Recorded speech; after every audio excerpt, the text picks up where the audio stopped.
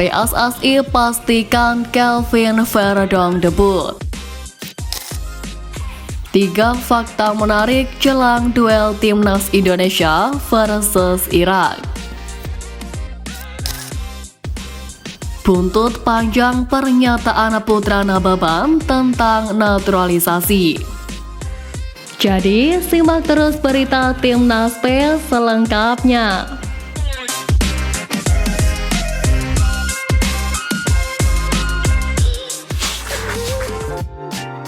PSSI pastikan Kelvin Verdong debut.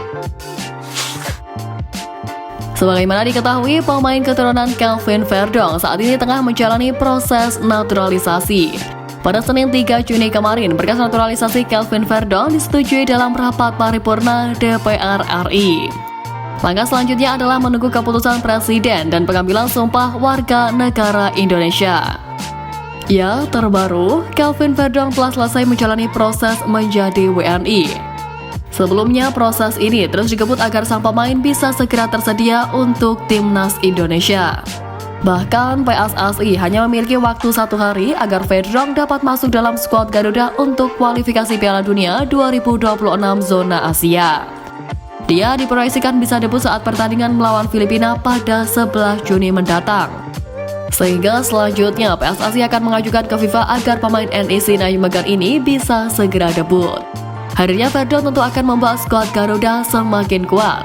Apalagi pemain ini juga bisa bertugas di multi posisi dan merupakan selera Sintayong. Ketua PSSI menyampaikan apresiasi kepada semua pihak yang sudah mendukung proses ini, termasuk dengan melakukan proses yang cepat sejak awal untuk membantu Verdong bisa segera menjadi WNI.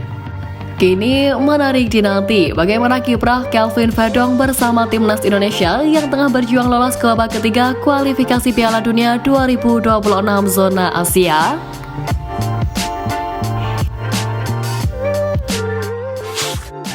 Tiga fakta menarik jelang duel Timnas Indonesia versus Irak.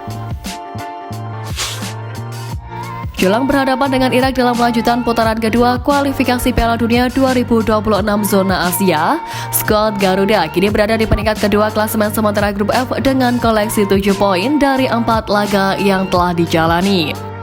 Sementara Irak bertengger di peringkat pertama dengan 12 poin. Pada pertemuan sebelumnya, Timnas Indonesia pun harus mengakui keunggulan Irak di matchday pertama kualifikasi Piala Dunia 2026 zona Asia. Namun, terdapat 3 fakta menarik jelang duel Timnas Indonesia versus Irak pada matchday kelima nanti.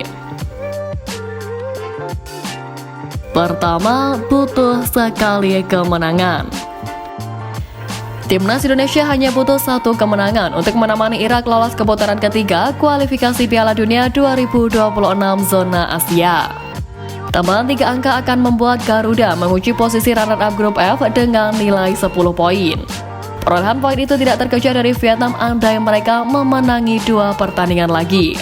Sebab tim merah putih unggul head-to-head dari The Golden Star Warriors. Saat ini Vietnam menempati urutan ketiga dengan torehan 4 poin, adapun Filipina tercacar di dasar klasemen dengan 1 angka.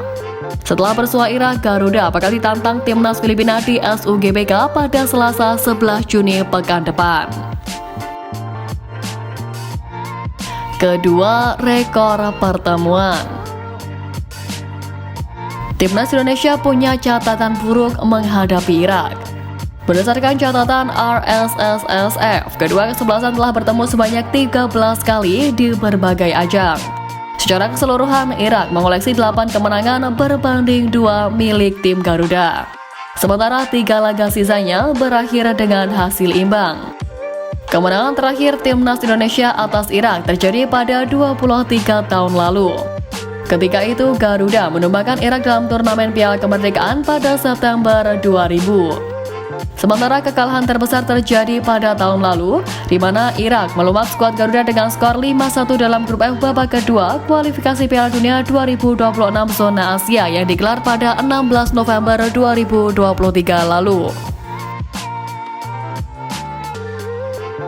Ketiga, diperkuat pemain abroad. Kedua tim sama-sama diperkuat sejumlah pemain abroad. Timnas Indonesia dihuni oleh 12 nama yang kini berkarir di luar negeri. Mereka adalah Rafael Struijk, Sandy Walsh, Saint Patinama, Jordi Amat, dan Jay Ises. Kemudian ada juga Asnawi Mangkualam, Nathan Joaon, Tom Hai, Ivar Jenner, serta Ragnar Oratmangun. Dari kubu tim tamu beberapa di antaranya yakni Hussein Ali Haider yang memperkuat klub kasta tertinggi Liga Belanda FC Heerenveen. Ada pula Zidane Iqbal, Yosef Amin, dan Marco Fargi.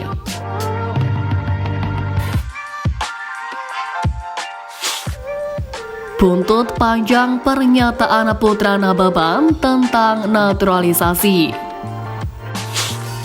Komisi 10 DPR RI telah melaksanakan rapat proses pemberian kewarganegaraan kepada Jens Reven dan Kelvin Ronald Verdonk pada Senin 3 Juni lalu. Dalam rapat tersebut, anggota DPR RI Putra Nababan mulanya menyoroti tren pemain timnas naturalisasi yang terus meningkat. Dia mengatakan sebanyak 11 pemain timnas naturalisasi sejak 2022. Lebih lanjut, ia mengkritik mayoritas pemain timnas diisi oleh pesepak bola naturalisasi. Hingga dia meminta PSSI perlu mengatur komposisi pemain timnas agar didominasi pemain murni WNI. Pernyataan tersebut membuat anggota DPR RI fraksi Partai Demokrat Irwan tidak sepakat dan menegaskan pernyataan Putra Nababan yang tidak jelas. Tentu tidak sepakat ya, menurutku itu pendapat yang rapuh. Landasan analisisnya apa? Angka 60% itu dari mana? Jika 60% pemain lokal atau nasional, terus targetnya apa? Kan tidak jelas. Kata Irwan saat dihubungi Selasa 4 Juni kemarin. Irwan menilai bahwa naturalisasi sah-sah saja masuk dalam permainan untuk membela timnas Indonesia selama dibutuhkan. Dia juga menyebut bahwa pemilihan naturalisasi ini juga kesempatan untuk menuai prestasi bagi timnas Indonesia. Jubir Partai Demokrat ini pun meyakini bahwa pembinaan sepak bola di Indonesia akan ikut berkembang seiring dengan prestasi timnas di dunia. Dia menilai lebih penting bagi Indonesia untuk mencari naturalisasi yang masih muda dan produktif sehingga bisa ikut mengangkat Indonesia.